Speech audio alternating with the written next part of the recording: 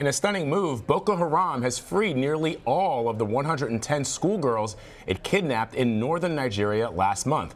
The terror group released the girls yesterday. Militants warned parents and neighbors in the town of Dapchi to never put your daughters in school again. Well, one of the freed girls claims that she and others were released because they were Muslim. She also said one of her fellow students still being held captive is a Christian. The CBS News correspondent Debora Patta has been following the story and Boko Haram very closely, and she's with us now from Johannesburg, South Africa.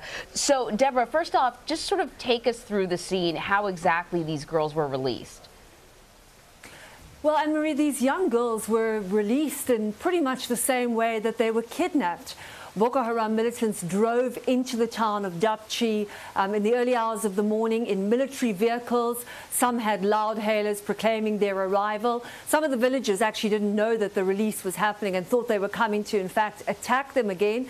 But then a few minutes later, the girls were released from all of these vehicles. 110 girls were kidnapped, but it seems that only 101 were returned in that specific release in Dapchi. They are now apparently in Abuja, where they are going to be meeting President Muhammadu Buhari after receiving some kind of medical treatment nearby in the town of Maiduguri. Debora, the Nigerian government says the girls were released through a, quote, back channel, and they claim that there were no conditions that were set. But it is intriguing, as you know, having covered the Chibok girls back in 2014, when the government says something about what they are doing, it's not always easy to take it at face value. There's a lot of subterfuge many times with Nigerian politicians when it comes to members of the media. So how can we be sure that because I don't understand why Boko Haram would do something like this if there wasn't something in it for them? Vlad, you're pointing out the exact issue that everybody is raising, and yourself having covered the story before, you would know that with the Chibok release, not all the girls were released, and we should remember that over 100 are still missing. But in that one, there was a negotiation, there was an amount of money paid, ransom money was paid, and there was a prisoner swap, including some Boko Haram bombers who were actually released as part of that deal. Now suddenly we have the Dapchi kidnapping, a month after they were kidnapping, not 3 years in the case of the Chibok girls. They are released with the government saying there was no negotiated sum. They did not pay a ransom amount. But a lot of people who have followed this story very closely, and one of our sources has told us that in all likelihood a ransom sum was paid for the release of these Chibok girls, and that is in fact why Boko Haram continues to kidnap young schoolgirls, because they know that they will actually get a sum of money in exchange for this, and they're hard-pressed to raise funds for their campaign of terror in Nigeria. And Debora, what about this business of freeing the girls who are Muslim and possibly keeping at least one Christian girl, maybe others? What can you tell us about that? Well, it wouldn't be unusual in the case of Boko Haram for something like that to happen, Anne-Marie. In this particular instance, not all the girls were returned, and sadly, it appears that some of them actually may have been killed or have died. The circumstances around that death is very sketchy at the moment, but perhaps as many as 5 could have. There is one young girl who was a Christian, and her friends told the media in Nigeria, Nigerian journalists, that she was kept because she is Christian and she refused to renounce her Christianity. And we've seen that before in the kidnapping of the Chibok girls, where some of them did refuse to renounce their Christianity. They refused to wear Muslim attire and to chant Muslim prayers, as was shown over and over again in those proof of life videos. So that is entirely possible.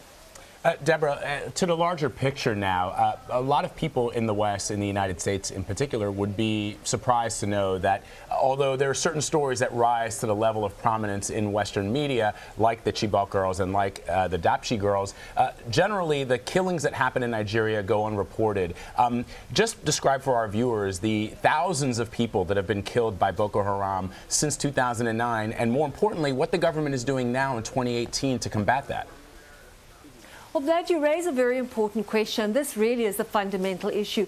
Why are these girls continuing to be kidnapped? One would have thought after the Chibok incident, where nearly 300 schoolgirls were taken, that measures would have been put in place. In fact, we understand from a very recently released Amnesty report that there was actually a warning that the government was warned that Boko Haram militants were coming to the village of Dapchi and that they could possibly kidnap girls. What did the military do? They withdrew from Dapchi just before those girls were kidnapped. Astounding, and it sort of beggars belief that in this particular context, where kidnappings are happening so often in Nigeria still, despite efforts by the government to quash Boko Haram, that nothing was done in this particular instant.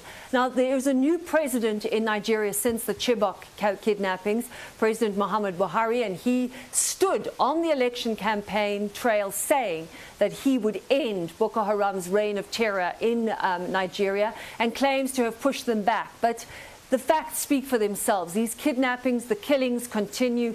Thousands of people have been killed in this fight with Boko Haram, and worse, young girls continue to be kidnapped despite a safe school initiative launched by the president's office to protect these girls. There is no real protection. If you are a young schoolgirl in Nigeria living in the north of the country, you take your life into your hands when you go to school. That is a risk that they face every single day they go to school. Yeah, and that's what's so heartbreaking about this, because the north of Nigeria, the northeastern part of Nigeria, is one of the least educated regions of the country. So the idea of even having young girls being educated is something that parents take a lot of pride in. It costs money to do that. Not a lot, but still money that sometimes people don't have. And when you hear that they're so vulnerable like this and that the government is unable to do anything, it really just breaks your heart. Debora Patta, thank you so much for your reporting. We appreciate it.